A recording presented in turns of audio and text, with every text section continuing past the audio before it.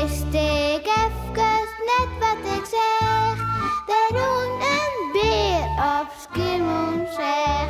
Beer boeloe, boeloe de beer. Wat oh wat, beleven te deze keer.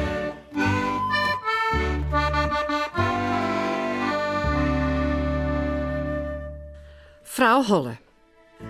Wat joegetjes er een consternatie nou? Die put van Biboeloe, des te riek van we de koerst. Elk die te van jaren, woe er ek wel invallen, liekers Biboeloe. Mas nou een roept Wieke verheerd als zij en Sipke waarom gaan naar de put. Oh, dus die het gewoon een file, Zei Sipke verbjusteren. En dat is weer. Bij de put in de tuin van Biboeloe vormen hij bestaande gewoon een rieger van bissen die erin vallen.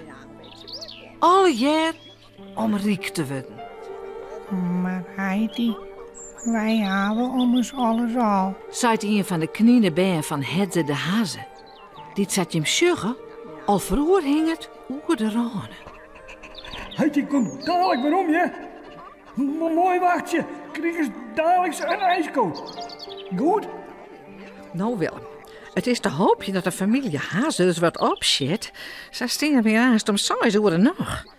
Ach, lieve, het is mooi waar. Wat jouwt het? Oh, pak. Je binnen je net jeder als wij. Oh, pak. Ik vind het wel nu voor dat Pietje en ik nou echt de oorsluiten moeten. Oh, pak. Wel kekeltje dags even kwiet. Man, zullen we nou gewoon willen hoesten? Onder de groen komt Hedze nou maar een plofdel. Oké. Dit docht, zie je. Leven, ren nou maar vast naar het veld. Dan kom ik er wel even doen. En pak wat er te pakken is, ja. Roept Hedze zijn vrouw Klaske efternaai. Klabam! Hey, dat is een zesde landing. Oh, lieve, wat ben ik wies met die. Laat ik het omke Willem. Nou ja, zucht wel weerom, denk. Net grappig, Willem. Dit is net grappig. En Sjernorus. Pak een geweldig Pietje. Wij vleren, dat is langeling. Maar Willem, hoe komen wij nou weer thuis? Ik kan weer het klillen vangen. Dadelijk ben wij overal thuis. Zakvolle yield zullen wij hebben. Boppe de Groen roept Sipke nou.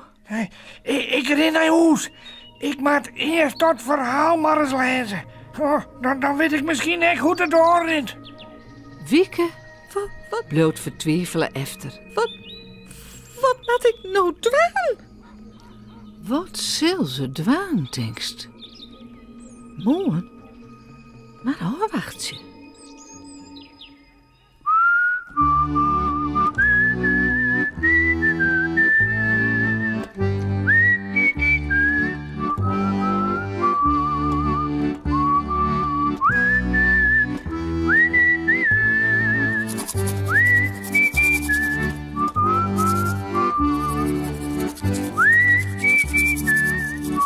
En vooral lekker sliepen.